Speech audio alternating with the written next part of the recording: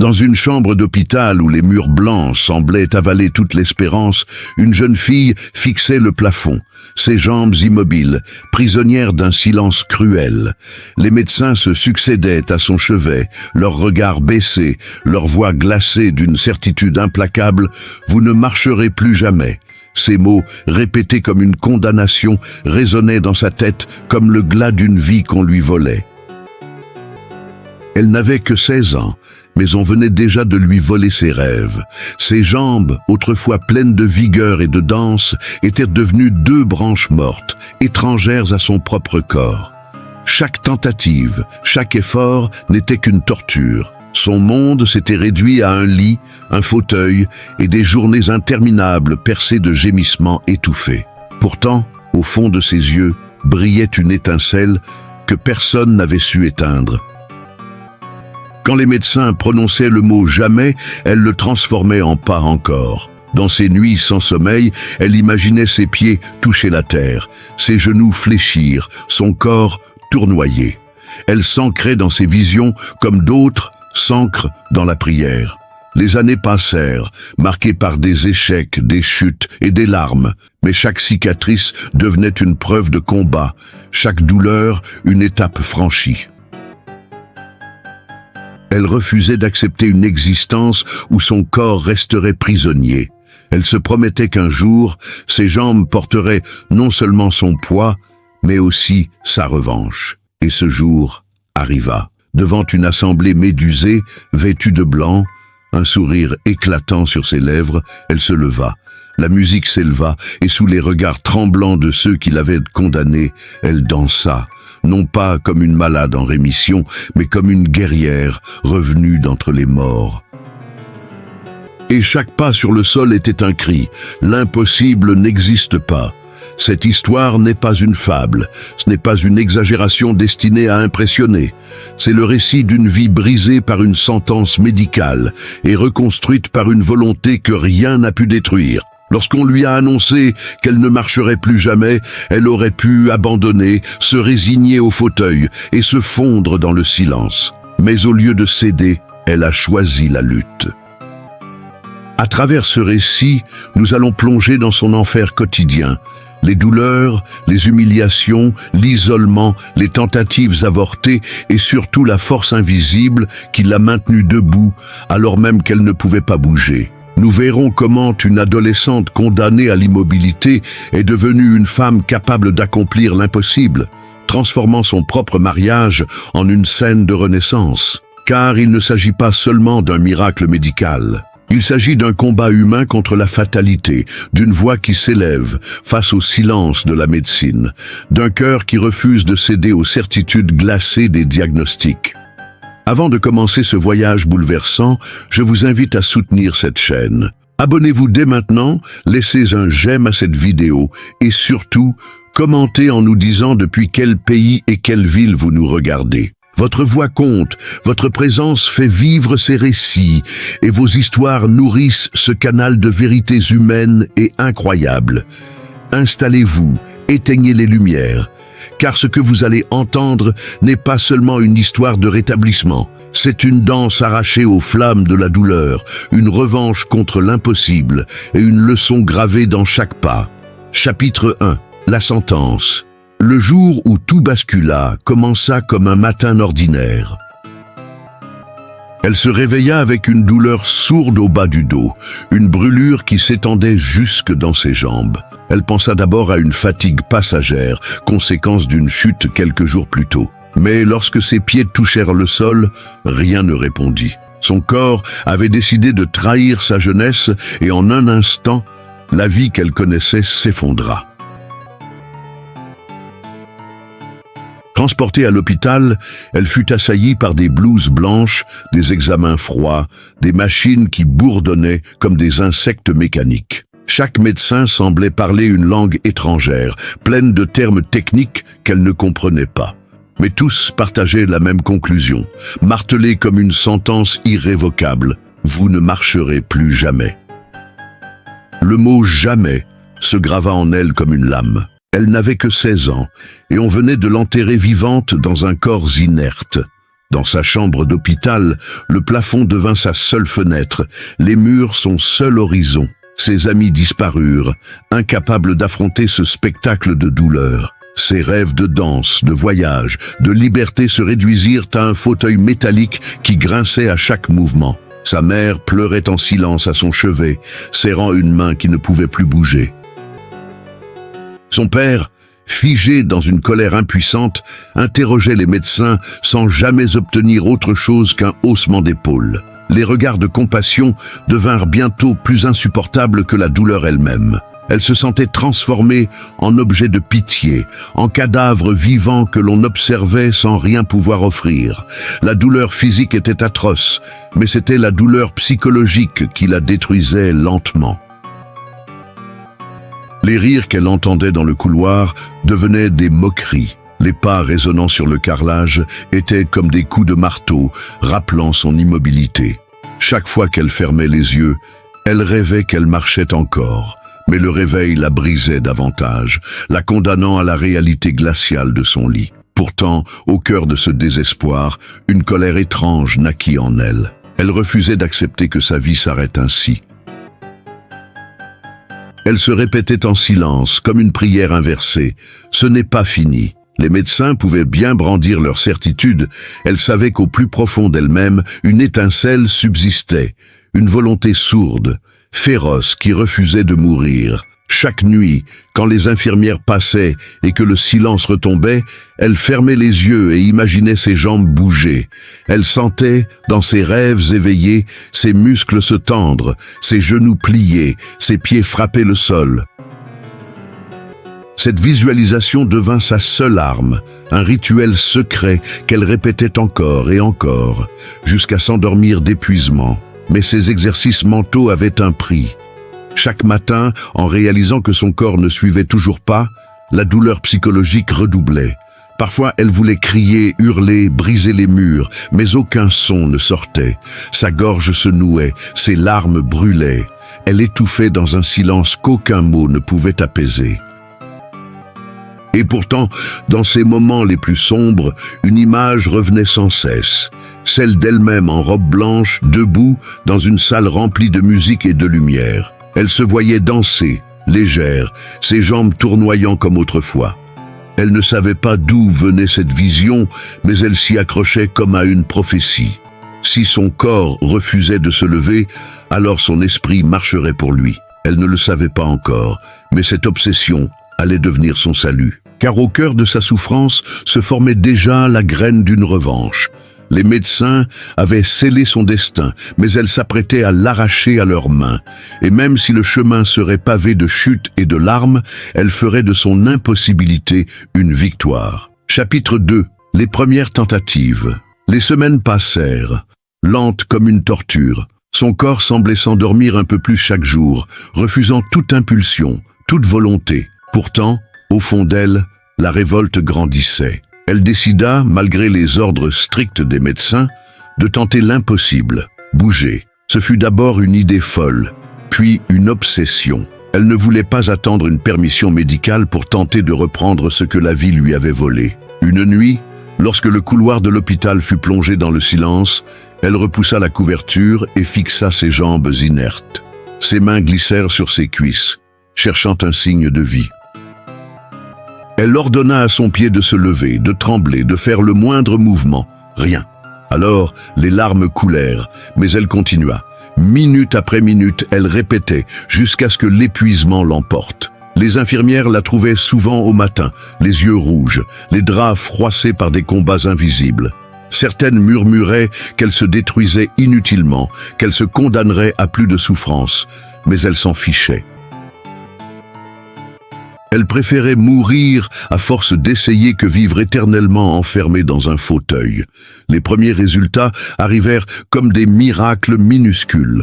Un orteil qui frémissait, imperceptible pour les autres, mais colossal pour elle. Un spasme de la cuisse, fugace mais réel. Elle les accueillait comme des victoires, des preuves que son corps n'était pas totalement mort. Les médecins, eux, haussaient les épaules, parlant de réflexes nerveux sans importance. Mais elle savait qu'il s'agissait de fissures dans leur mur de certitude. Sa mère, témoin de ses efforts nocturnes, décida de l'aider en secret. Ensemble, elles commencèrent un rituel clandestin. Chaque nuit, elle tirait doucement sur ses jambes, massait ses muscles, murmurait des encouragements comme des prières interdites. Dans l'obscurité, l'amour maternel devint une arme aussi puissante que n'importe quel traitement. Mais l'effort n'était pas sans douleur. Chaque tentative arrachait des cris étouffés. Chaque échec creusait un peu plus son âme. Parfois, elle voulait tout arrêter, sombrer dans l'abandon. Mais au moment où elle pensait céder, son esprit lui montrait à nouveau cette image. Elle, debout, vêtue de blanc, dansant sous les regards incrédules. Cette vision était son encre, son carburant, sa prophétie. L'hôpital commença à remarquer son entêtement. Certains médecins la réprimandaient, menaçant d'interdire ses exercices. Mais une kinésithérapeute, touchée par sa détermination, lui glissa un conseil. Si tu veux vraiment marcher, ne lutte pas seulement avec ton corps. Lutte avec ta volonté. Visualise chaque geste. Tu dois d'abord marcher dans ta tête. Ces mots devinrent une arme nouvelle. Dès lors, ses nuits furent habitées par des exercices mentaux acharnés. Elle se voyait lever la jambe, plier le genou, poser le pied. Elle répétait ces gestes des centaines de fois dans son esprit, jusqu'à ce que son cerveau enregistre ce mouvement fantôme comme une réalité. Son corps restait immobile, mais elle savait qu'un jour, il finirait par obéir. Un matin, alors que le soleil glissait à travers les stores, elle réussit à bouger sa cheville. Cette fois, ce n'était pas un spasme ni un réflexe.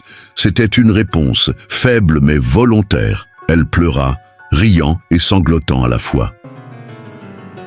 Sa mère la serra dans ses bras, répétant « Tu y arriveras, tu y arriveras ». Pour la première fois depuis l'accident, l'impossible semblait se fissurer.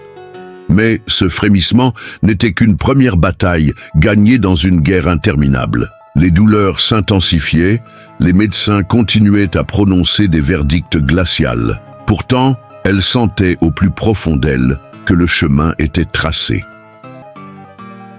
Même si ses jambes se cassaient 1000 fois, même si elle devait passer sa vie à tomber, elle se relèverait toujours, car chaque pas, même minuscule, était une insulte jetée au visage du mot « jamais ». Chapitre 3. La rééducation clandestine. Les médecins répétaient qu'il n'y avait rien à faire. Leur diagnostic était des murs fermés, et derrière ces murs, elle étouffait. Alors, elle décida de désobéir. Si l'hôpital refusait de l'aider, elle inventerait sa propre rééducation, clandestine, cachée aux regards sceptiques. Ce fut le début d'un combat acharné contre son corps et contre le destin lui-même. Chaque nuit, quand les lumières s'éteignaient dans les couloirs, elle transformait sa chambre en salle d'entraînement.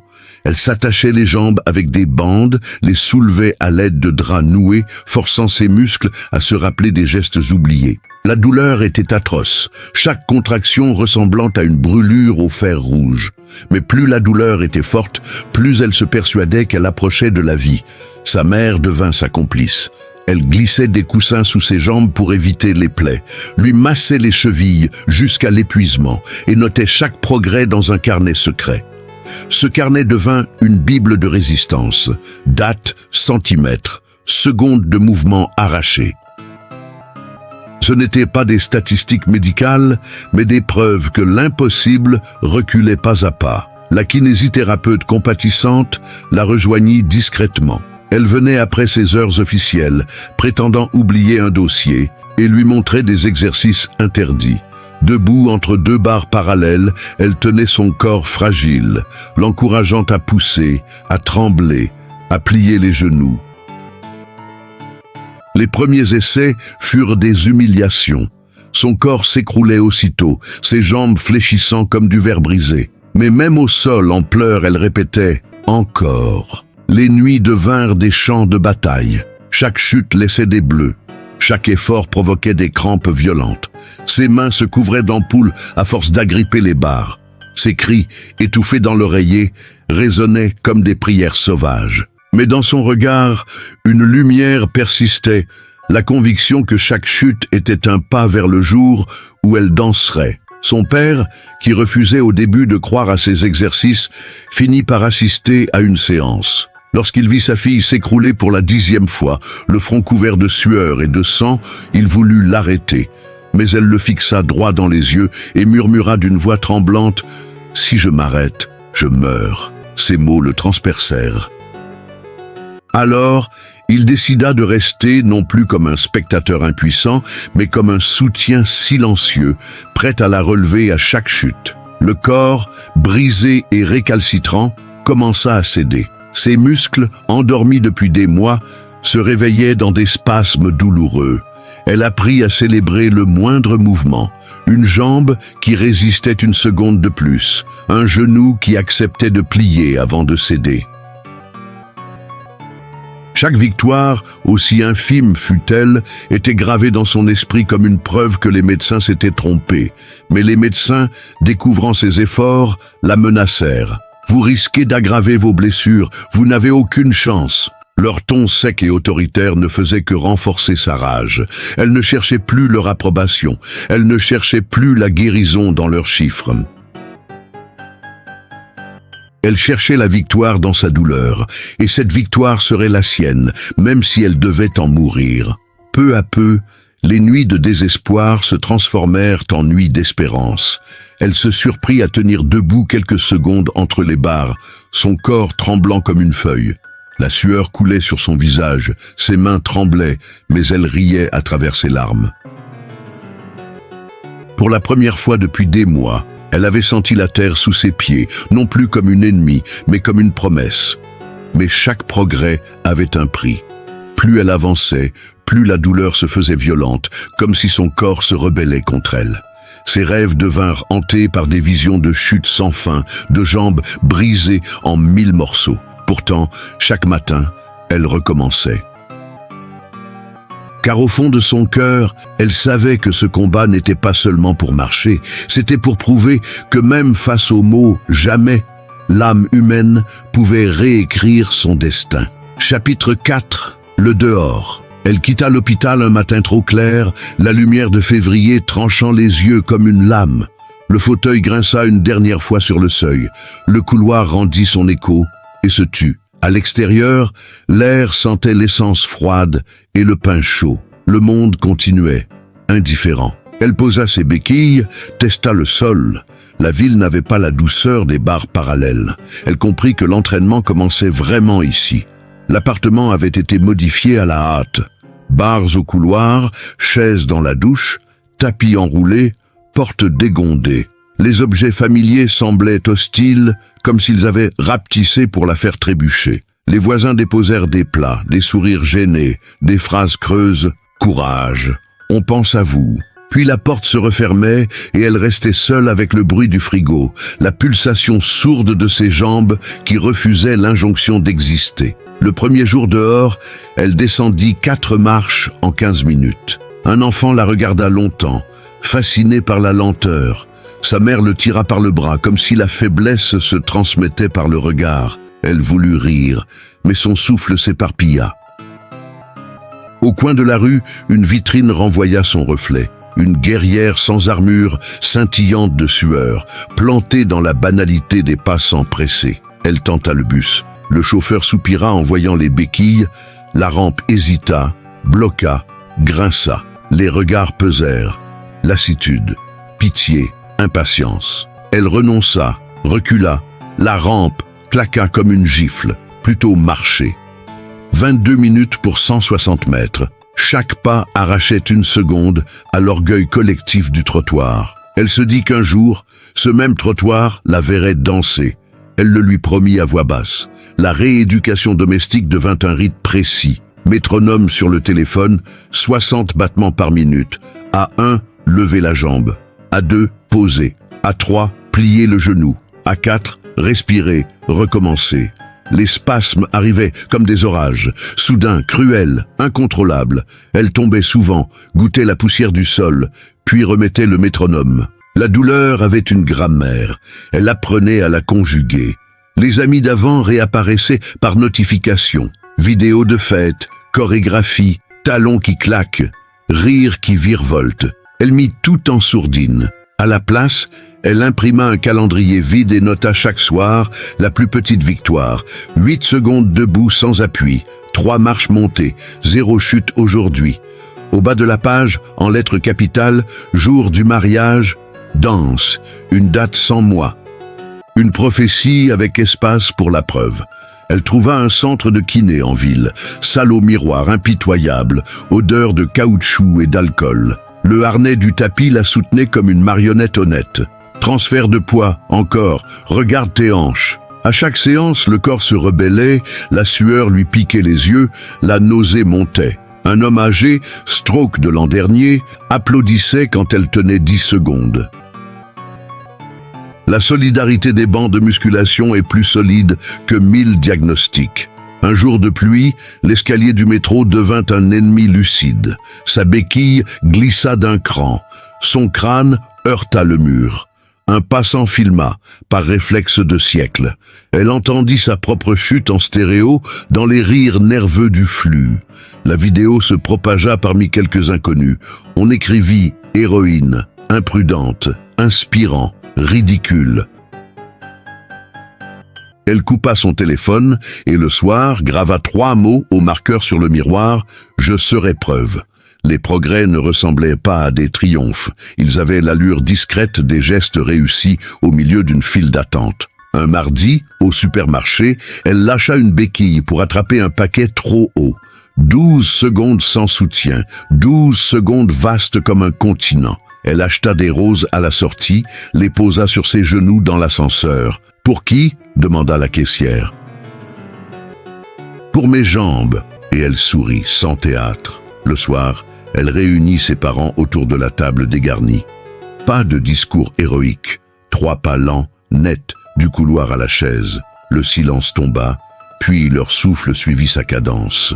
Elle sentit quelque chose se déplacer en elle. Le jamais recula d'un pas. Elle prit un stylo, ouvrit le calendrier, écrivit enfin une date sous jour du mariage. Pas une promesse au futur, une convocation.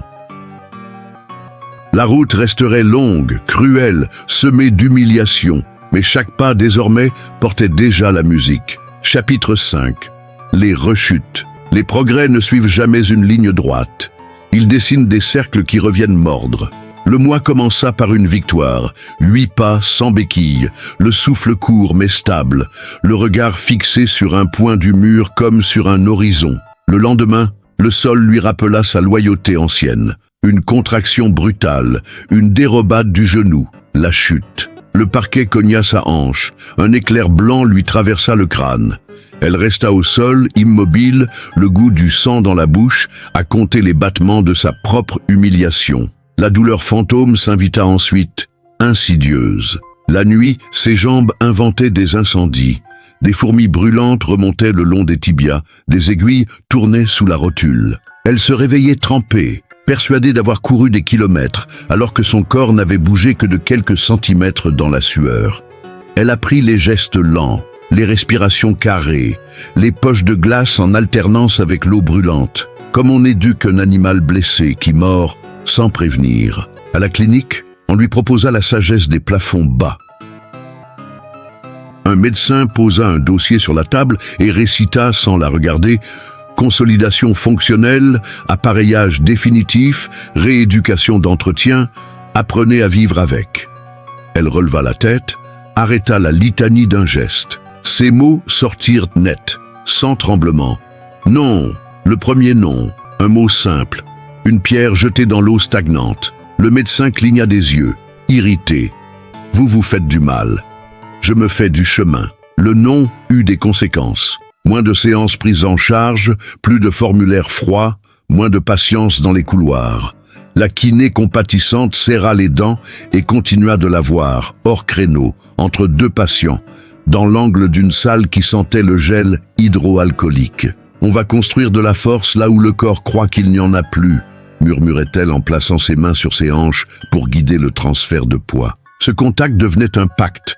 On ne signe pas contre la douleur, on signe avec elle. Les rechutes s'alignèrent comme une grêle obstinée. Une marche ratée, une cheville qui roule, un bus qui freine trop tôt, une main qui lâche. Chacune déposait sa pièce au musée des Bleus sur ses jambes. Violet ancien, jaune bile, vert sale. Elle photographia ses contusions pour ne pas oublier le prix payé. Puis elle photographia aussi ses chevilles tenues, ses genoux stables, les secondes où tout tenait ensemble comme une cathédrale fragile. 2 albums qui se répondaient, l'un s'appelait Chute, l'autre Preuve. Un soir, elle s'ancra au miroir et se parla sans douceur. Tu ne danses pas pour les convaincre, tu danses pour survivre à ce que leurs phrases ont cassé. Elle coupa la lumière et laissa la ville faire son bruit de pluie. Dans le noir, elle leva les bras comme sur une scène. Les jambes tremblaient, fidèles à leur hargne. Elle posa un pas, puis un autre frôla le mur, n'embrassa pas la chute. Quand la lumière revint, son visage avait cette pâleur aiguisée de ceux qui ont eu peur et qui restent debout. La mère observait, muette, apprenant l'art d'aider sans étouffer. Elle préparait l'eau, pliait les draps, posait la main sur l'épaule au bon moment, retirait la main au bon moment. « Tu n'es pas obligé d'être héroïque tous les jours », souffla-t-elle un matin. Elle répondit sans colère. « Je ne suis pas héroïque, je suis têtue. » Les deux se prirent dans les bras, aussi longtemps que le chronomètre de ses exercices l'autorisa. La ville, parfois, savait se taire. Au jardin public, entre 2 bancs, elle traça un couloir imaginaire. 20 pas aller, 20 pas retour. Un vieil homme nourrit des moineaux. Une fillette la salua d'un sérieux bouleversant, comme on salue un soldat. Elle sourit, posa un pas, puis un autre. À la fin, elle s'assit, tête renversée, gorge ouverte à l'air d'automne. Le ciel n'applaudit pas, mais il n'objecta rien. La clinique recommanda un fauteuil confort. Elle répondit « Je veux un harnais ». On lui prêta un exosquelette d'atelier, lourd, rigide comme une promesse industrielle. Les premières minutes furent grotesques, les suivantes, terribles. Puis soudain, le monde se décala de quelques millimètres vers le possible. Le dispositif grinçait, mais il dressait une arche au-dessus du vide.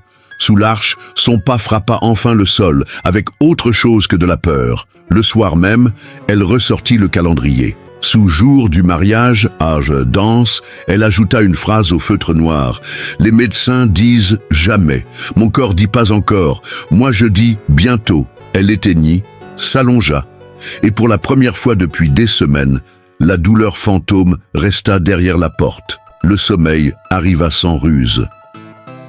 Dans ce sommeil, elle rêva non pas qu'elle marchait, mais qu'elle pivotait.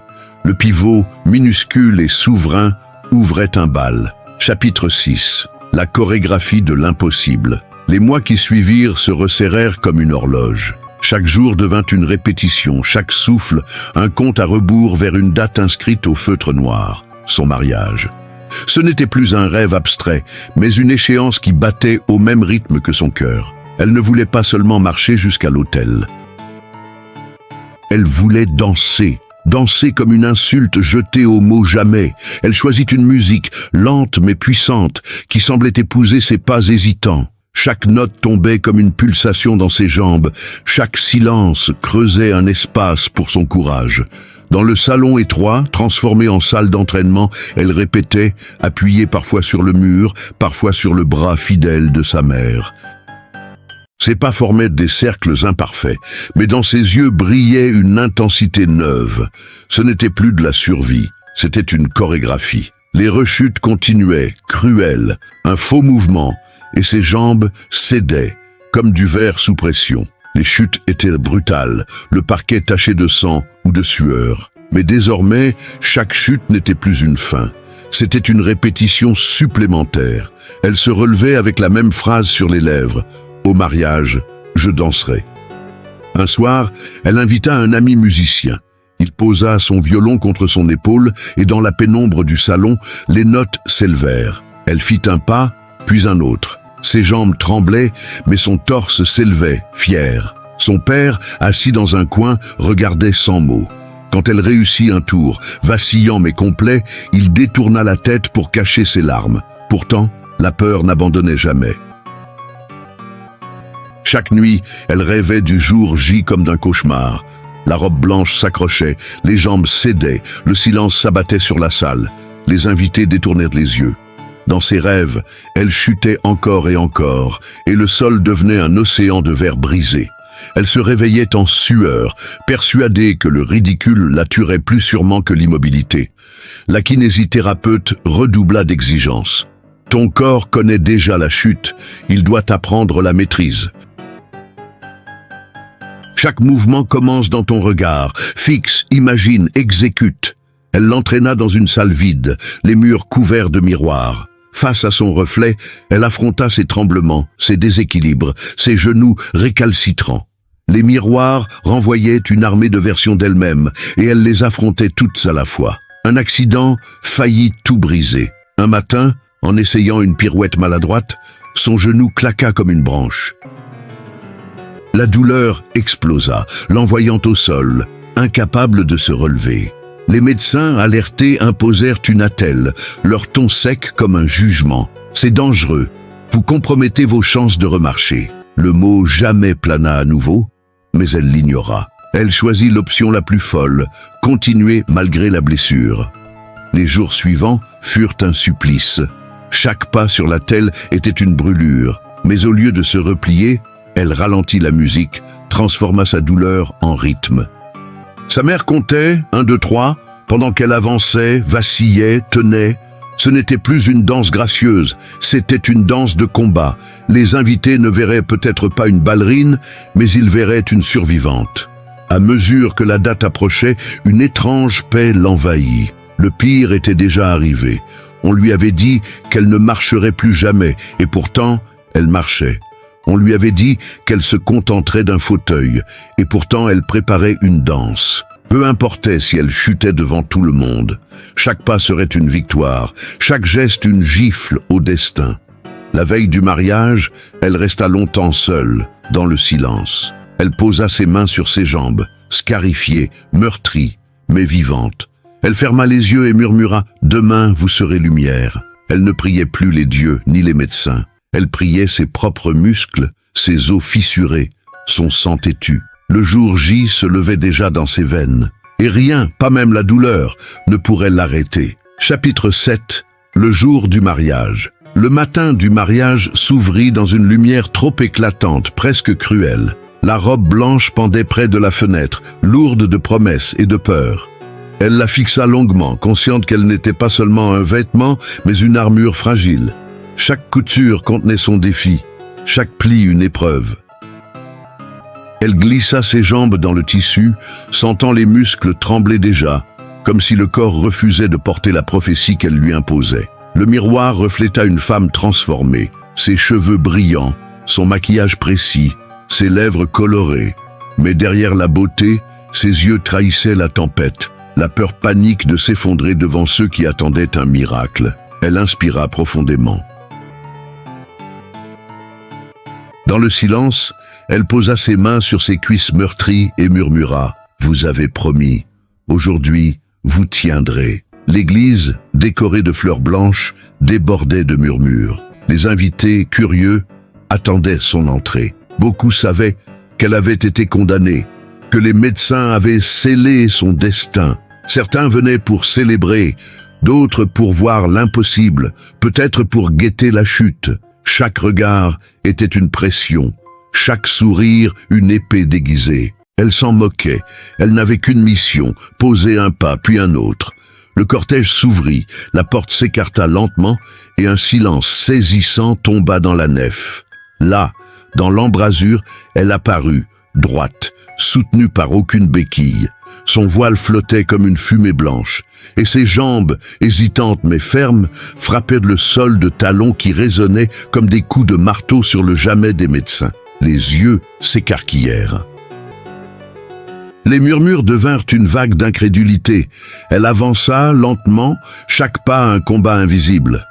Son cœur cognait contre sa poitrine comme un tambour de guerre. Elle sentait les genoux céder, mais sa volonté les maintenait dressés. À chaque mètre, elle entendait la musique intérieure qui la guidait.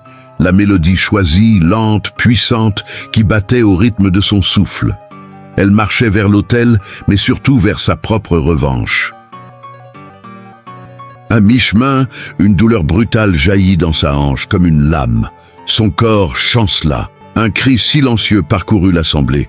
Sa mère, assise au premier rang, porta la main à sa bouche, mais elle ne tomba pas. Elle planta son regard dans celui de son futur mari, debout, les yeux embués de larmes, et dans ce regard elle trouva la force de tenir. Elle se redressa et reprit sa marche, plus lente mais plus ferme encore. Arrivée devant l'autel, elle s'arrêta. Le prêtre ouvrit la bouche, mais elle leva la main pour demander le silence. La musique s'éleva, violon et piano, emplissant l'église comme une marée. Alors, elle fit ce que personne n'osait croire possible. Elle dansa, pas une danse parfaite, pas une chorégraphie fluide, mais une danse arrachée à la douleur, chaque pas une victoire, chaque mouvement une gifle à la fatalité. Son corps tremblait, mais ses bras s'élevaient, dessinant des arcs de lumière. Elle tourna, vacilla, se rattrapa, puis tourna encore. Les invités pleuraient, certains se levaient, d'autres applaudissaient, mais elle n'entendait rien. Seule la musique existait, et dans cette musique, elle devenait enfin ce qu'elle avait toujours rêvé, libre. Son futur mari la rejoignit, posant doucement ses mains sur ses hanches. Ensemble, ils firent quelques pas maladroits, mais splendides, deux silhouettes unies dans un combat devenu danse. Leur rire, mêlé aux larmes, résonnait plus fort que n'importe quelle homélie. Et dans ce moment suspendu, elle sut que tout ce qu'elle avait enduré, les chutes, les humiliations, les douleurs, avait conduit à cet instant unique. Quand la musique s'éteignit, un silence sacré enveloppa l'église. Elle resta debout, haletante, ses jambes brûlantes mais solides. Puis elle leva la tête et déclara d'une voix ferme « On m'avait dit jamais. Aujourd'hui, je dis toujours ». Et les murs eux-mêmes semblèrent s'incliner devant cette victoire arrachée à l'impossible. Chapitre 8. Le corps en ruine. Lorsque les applaudissements cessèrent et que l'église se vida peu à peu, elle resta assise, la tête posée contre l'épaule de son mari.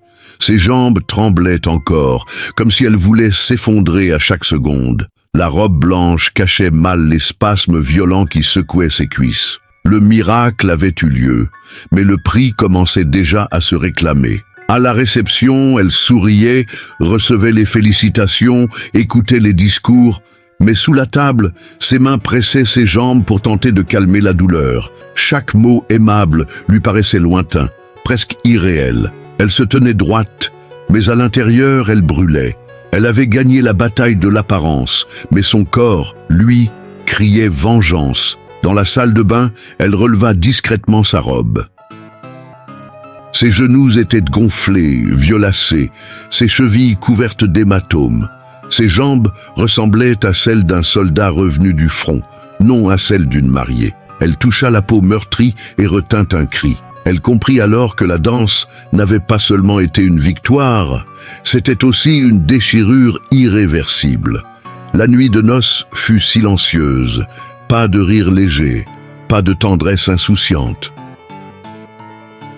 Elle était allongée, le corps figé par la douleur, ses yeux fixant le plafond comme dans les premiers jours de l'hôpital. Son mari lui caressait la main, incapable de masquer son inquiétude. Elle lui murmura « Ne regrette pas, j'ai tenu ma promesse ». Mais dans sa voix vibrait une peur sourde, et si ce jour glorieux avait aussi été son dernier pas. Les semaines suivantes confirmèrent ses craintes. Ses muscles, épuisés, se rebellèrent. Elle boitait plus qu'avant.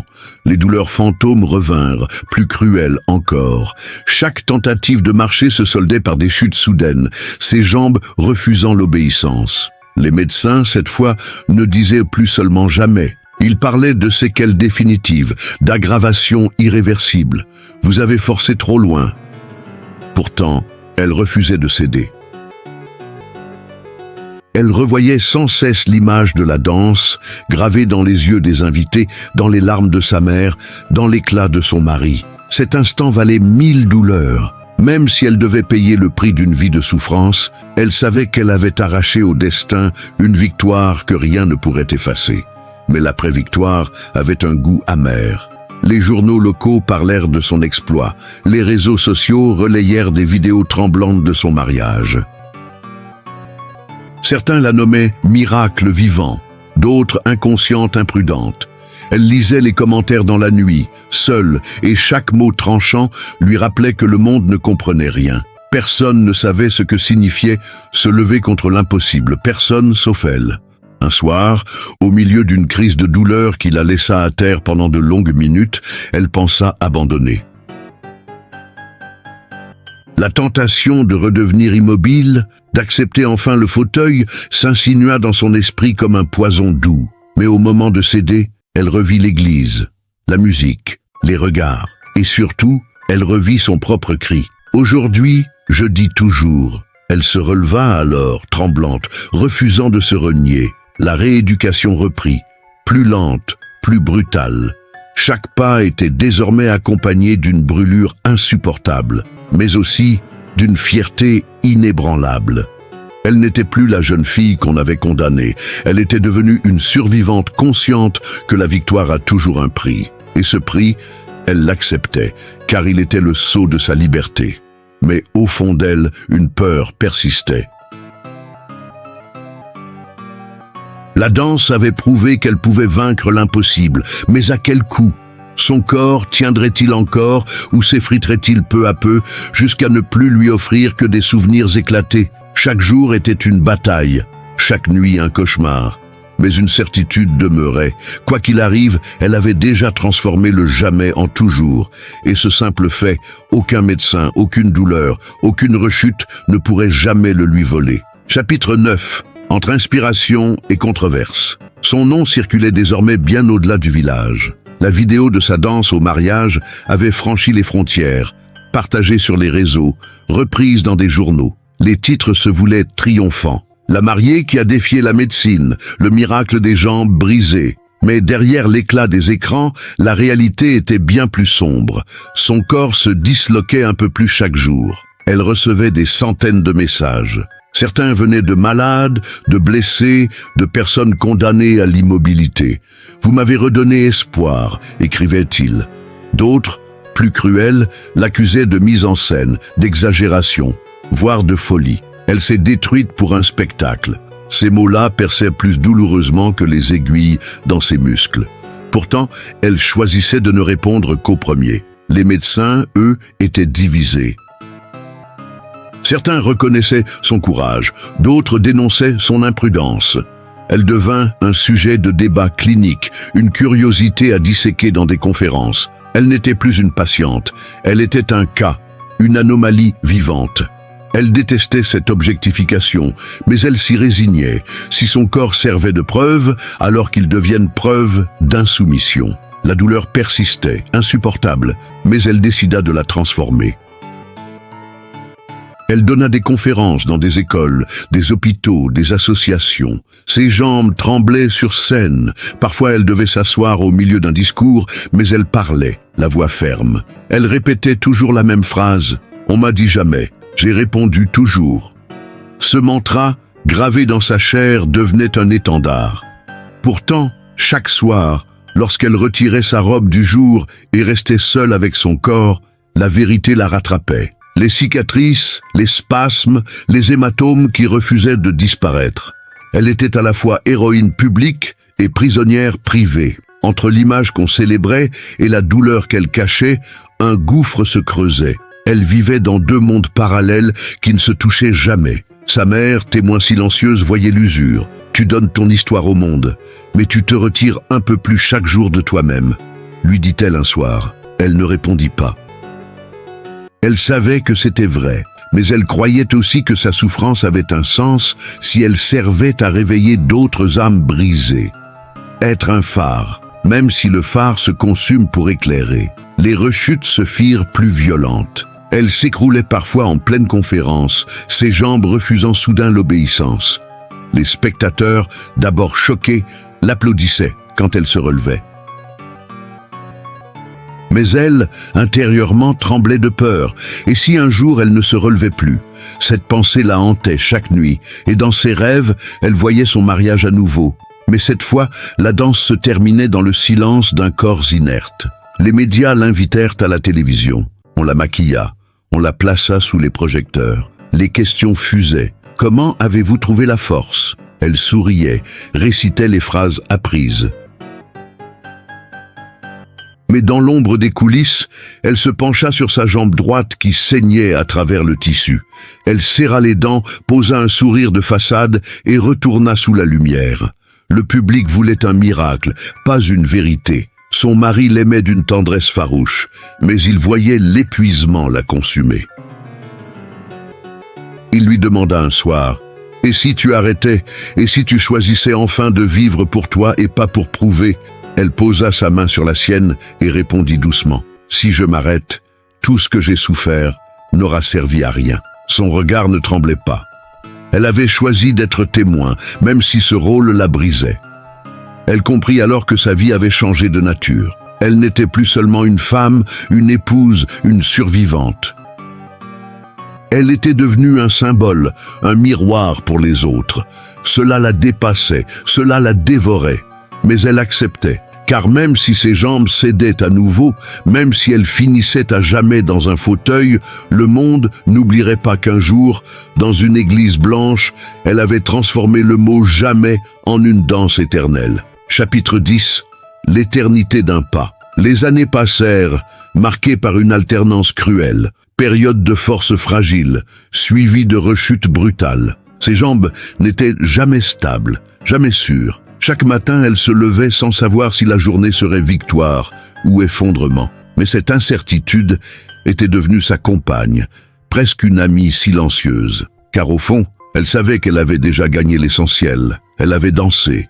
Le monde, lui, se lassait peu à peu. Les médias cherchaient de nouveaux visages, d'autres miracles à exhiber. Son nom s'effaçait des titres, sa vidéo s'enfonçait dans l'oubli numérique. Mais pour ceux qui l'avaient vue ce jour-là, pour ceux qui avaient pleuré en la regardant tourner dans sa robe blanche, elle restait une image gravée à jamais, et cette image suffisait à nourrir son combat. Elle choisit alors le silence. Moins d'interviews, moins de conférences. Elle préférait écrire dans un carnet épais, noircissant les pages de mots qu'elle n'osait pas dire à voix haute. Elle racontait la douleur, l'épuisement, les rechutes, mais aussi les petits miracles du quotidien. Une marche dans le jardin, un lever sans aide, une nuit sans cauchemar. Ce carnet devint son refuge, son héritage secret. Sa mère vieillit à ses côtés, toujours vigilante. Ses mains tremblaient plus que celles de sa fille, mais ses yeux gardaient de la même intensité. « Tu as transformé la douleur en lumière », lui disait-elle. Elle souriait doucement, mais au fond elle se demandait, lumière pour qui? Pour les autres, oui.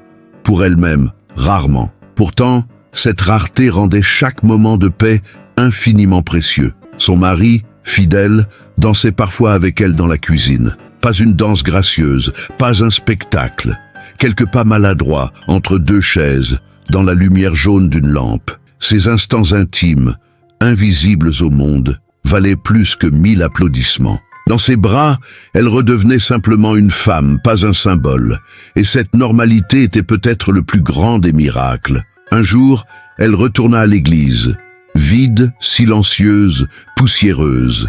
Elle marcha jusqu'à l'autel, lentement, ses jambes tremblantes mais fidèles. Là où elle avait dansé, elle s'assit et ferma les yeux. Elle revit la scène comme un souvenir brûlant, les regards, les larmes, la musique. Mais cette fois, elle ne ressentit plus de peur. Seulement une paix étrange, comme si la boucle était enfin bouclée. Elle posa ses mains sur ses genoux et murmura « Merci. Pas merci aux médecins, pas merci aux spectateurs. Merci à ses jambes, meurtries mais résistantes. Merci à la douleur qui avait forgé son courage. Merci au silence qui l'avait obligée à se parler à elle-même. Dans cet instant, elle comprit que sa vie n'était pas une tragédie, mais une danse inachevée, toujours recommencée. La douleur ne disparut jamais.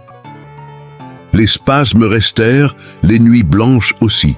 Mais elle apprit à les habiter, à en faire des paysages. Elle n'attendait plus une guérison totale. Elle n'espérait plus un miracle médical. Elle avait trouvé quelque chose de plus précieux. La capacité de transformer la souffrance en preuve vivante et l'impossible en geste simple. Les enfants du village qui entendaient parler de son histoire venaient parfois la voir.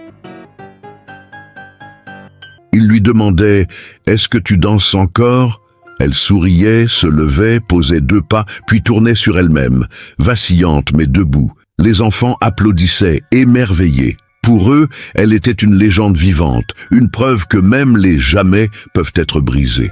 Et ainsi, sa vie devint une succession de petits pas, fragiles mais lumineux. Elle ne chercha plus la perfection, ni la gloire. Elle accepta d'être une femme marquée par la douleur, mais libre. Car dans son cœur résonnait encore la phrase qu'elle avait prononcée ce jour-là à l'hôtel « On m'avait dit jamais ». Aujourd'hui, je dis toujours. Et ces mots, plus que sa danse, étaient devenus son éternité. La vallée de sa vie resta pavée de douleur, mais chaque pas qu'elle posa après sa danse fut une victoire silencieuse. Elle ne chercha plus à convaincre, ni à prouver. Elle savait que le monde oublie vite, mais que l'eau qui coule dans les veines d'une seule personne peut transformer tout un destin. Chaque soir, dans la pénombre, elle posait un pas, puis un autre, même tremblant, même douloureux. C'était sa manière de dire au silence « Je suis encore là ». Et dans ce geste quotidien, elle retrouvait la vérité la plus simple. Marcher, même un instant, est un miracle que personne n'a le droit de prédire ou d'interdire. Et quand viendraient les derniers instants, elle savait qu'elle n'aurait aucun regret. Car au jour où tout semblait perdu, elle avait brisé la malédiction du mot « jamais ». Elle avait dansé, et ce simple mouvement, arraché au néant, suffisait à faire de sa vie une éternité.